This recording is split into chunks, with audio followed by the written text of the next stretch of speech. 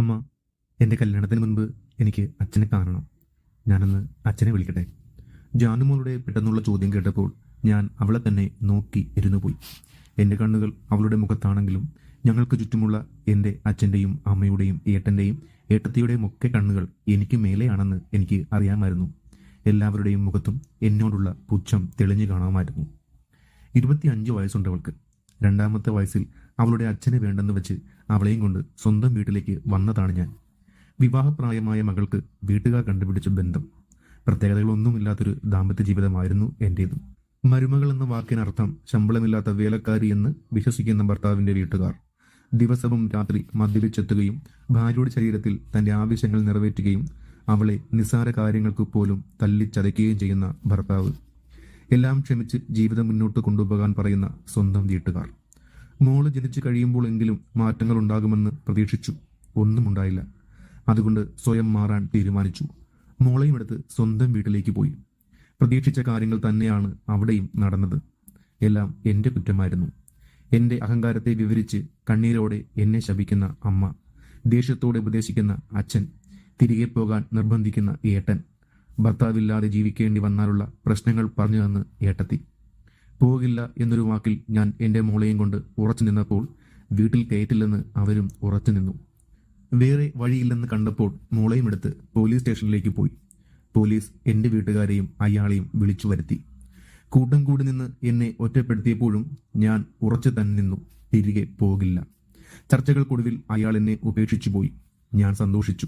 വീട്ടുകാർ ഇരുണ്ട മുഖത്തോടെ വീട്ടിലെ വാതിൽ തുറന്നു തന്നു. സമാധാനത്തോടെ ഞാൻ അകത്തേക്ക് കയറി. പിന്നീട് അങ്ങോട്ടൊരു പോരാട്ടമായിരുന്നു. പല ജോലികളും ചെയ്തു. സ്വന്തം വീട്ടിലാണെങ്കിൽ പോലും അവരുടെ ആരുടെയും മുന്നിലും 1 രൂപയ്ക്ക് പോലും പോയി നിന്നില്ല. അവർ അറിഞ്ഞു തന്നുമില്ല. അമ്മേ, എനിക്കൊരു ഇഷ്ടമുണ്ട് കേട്ടോ. ഡിഗ്രിക്ക് പഠിക്കുമ്പോഴാണ് മോളത് പറഞ്ഞത്. വീടിന് പിന്നിലെ പച്ചക്കറിത്തോട്ടത്തിൽ ഞാൻ വളമിടുകയായിരുന്നു. അവൾ ചെടികൾ നനയ്ക്കുകയും. അവൾ പറയുന്നത് കേട്ട് ഞാൻ ഞെട്ടിയൊന്നുമില്ല. കുറച്ചു ദിവസമായി അവൾ എന്തോ ഒന്ന് എന്നോട് പറയാൻ തയ്യാറെടുക്കുന്നത് എനിക്ക് മനസ്സിലാകുന്നുണ്ടായിരുന്നു. അവളുടെ പ്രായം വെച്ച് കാര്യം ഇത് തന്നെയാകാമെന്ന് ഞാൻ ഊഹിച്ചു. സീരിയസ് ആണോ?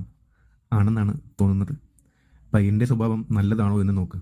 പരസ്പരം ബഹുമാനത്തോടെ ജീവിക്കാൻ തയ്യാറാണെങ്കിൽ പഠിത്തം കഴിഞ്ഞിട്ട് ജോലിയായ ശേഷം കല്യാണം കഴിച്ചു.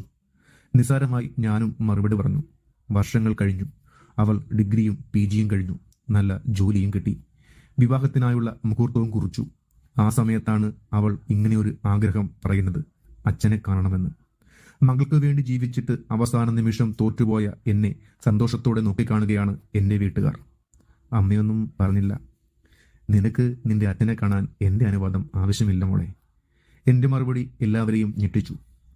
എന്നാൽ അച്ഛനെ വിളിച്ച് ഇങ്ങോട്ട് വരാൻ പറയട്ടെ? അതിന് നിന്റെ അച്ഛൻ്റെ നമ്പർ ഉണ്ടോ നിന്റെ കയ്യിൽ? അതൊക്കെ കണ്ടുപിടിക്കാം. ഞാൻ വിളിക്കട്ടെ? നീ വിളിച്ചോ മോളെ. ഇത് നിന്റെ അമ്മയ്ക്ക് അവകാശപ്പെട്ട വീട് മാത്രമല്ല, എനിക്കും അവകാശമുള്ള വീടാണ്. ഏട്ടനാണ് അത് പറഞ്ഞത്. അതിന് ഞാൻ എതിർത്തൊന്നും പറഞ്ഞില്ലല്ലോ ഏട്ടാ.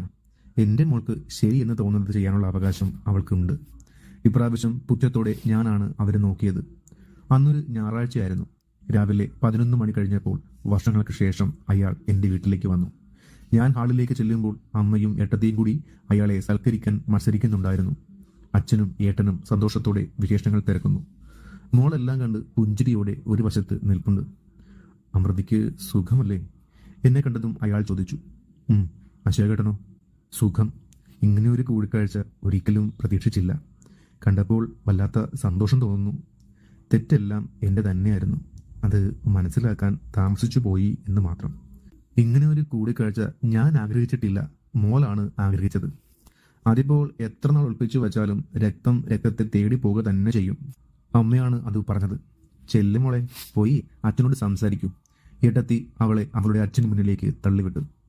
മോൾക്ക് എന്നെ കാണാൻ തോന്നിയല്ലോ. അച്ഛന് സന്തോഷമായി. അയാൾ പറഞ്ഞതും അവൾ ചിരിച്ചുകൊണ്ട് അയാൾക്കെതിരെ ഇരുന്നു. അടുത്ത മാസം എൻ്റെ വിവാഹമാണ്. വിവാഹശേഷം ഞാനും അഭിനും കാനഡയിലേക്ക് പോകും. അപ്പോൾ അമ്മ ഇവിടെ ഒറ്റയ്ക്കാവും. അമ്മയെ ഒറ്റയ്ക്കാക്കാൻ എനിക്ക് കഴിയില്ല. മോള് വിഷമിക്കേണ്ട. ഇനി എന്നും അമ്മയുടെ കൂടെ അച്ഛൻ ഉണ്ടാകും. അതിൻ്റെ ആവശ്യമില്ല. അവളുടെ മറുപടിയിൽ ഞാൻ ഒഴികെ എല്ലാവരും ഞെട്ടി. എന്താണ് അവളുടെ ഉദ്ദേശം എന്ന് എനിക്കും അറിയില്ല. പക്ഷേ അയാളോടൊപ്പം ജീവിക്കാൻ എന്നെ അവൾ നിർബന്ധിക്കില്ല എന്ന് എനിക്ക് ഉറപ്പാണ്. നിങ്ങളെ ഞാൻ ഇപ്പോഴും അച്ഛൻ എന്ന് വിളിക്കുന്നത് എൻ്റെ അമ്മ അച്ഛനില്ലാത്ത കുഞ്ഞിനെ പ്രസവിച്ചിട്ടില്ല എന്ന് ഉള്ളത് കൊണ്ടാണ്. അച്ഛൻ കുറേ കാലമായി എന്നെ കാണാനും എന്നോട് സംസാരിക്കാനും ശ്രമിക്കുന്നത് ഞാൻ അറിയുന്നുണ്ടായിരുന്നു. ഒരു കൂടിച്ചേരലാണ് ഉദ്ദേശമെങ്കിൽ അത് വേണ്ട.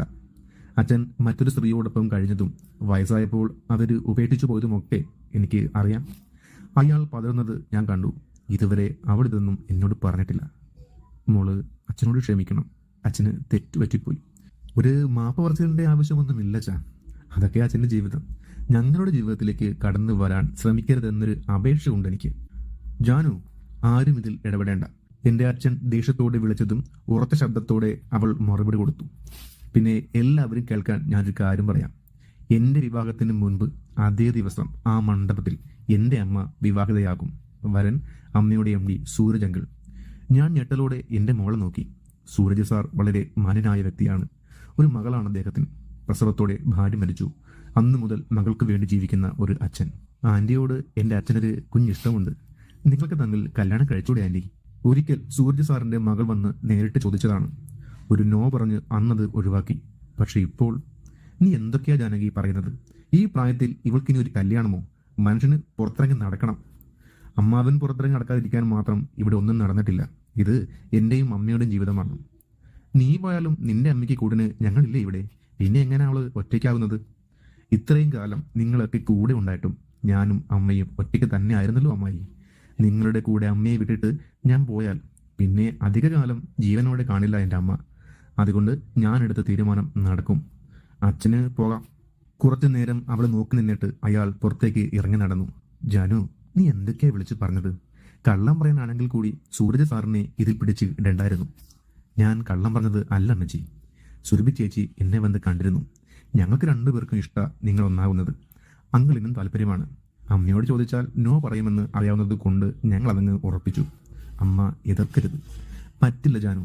അഭിനും വീട്ടുകാരും ഇതൊക്കെ അറിയാനുണ്ടല്ലോ. അതോടെ തീരുമാനമാകും നിന്റെ ജീവിതം. ഉറപ്പിച്ച കല്യാണം മുടങ്ങി നീ ഇവിടെ തന്നെ നിൽക്കേണ്ടി വരും. ഒരു കാനഡയിലേക്കും പോകേണ്ടി വരില്ല. അതോർത്ത് അമ്മമ്മ വിഷമിക്കേണ്ട. അഭിക്കും വീട്ടുകാർക്കും എല്ലാം അറിയാം. അവരുടെ സപ്പോർട്ട് കൂടി തന്നെയാണ് ഞാൻ എല്ലാം പ്ലാൻ ചെയ്തത്.